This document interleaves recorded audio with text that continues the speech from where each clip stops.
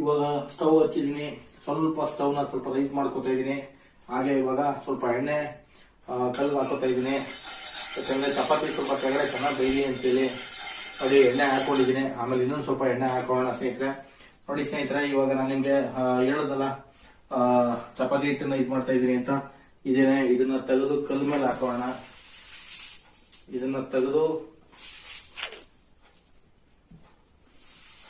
ಕಲ್ ಮೇಲೆ ಹಾಕೋಣ. ಯಾಕಂದ್ರೆ ನನಗೂ ಸ್ವಲ್ಪ ಇವಾಗ ಪ್ರಾಕ್ಟೀಸ್ ಆಗ್ತಿರೋದು ಸ್ನೇಹಿತರೆ. ನೋಡಿ ಇವಾಗ ಅದು ಚಪಾತಿನ ಹೊತ್ಕೊಂಡು ಕಲ್ ಮೇಲೆ ಹಾಕೊಂಡಿದೀನಿ. ಮೇಲೆ ಒಂದು ಚೂರು ಎಣ್ಣೆನ ಸ್ವಲ್ಪ ಎಣ್ಣೆ ಹಾಕೋಣ ಸೈಡ್ಗೆ.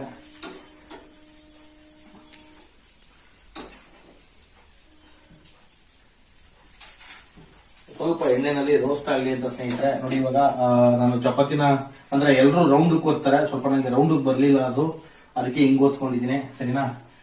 ನೋಡಿ ಇದೊಂದು ಅಲ್ಲೇ ಇದೆ. ಈ ಅಲ್ಲೆನಲ್ಲಿ ನಾನು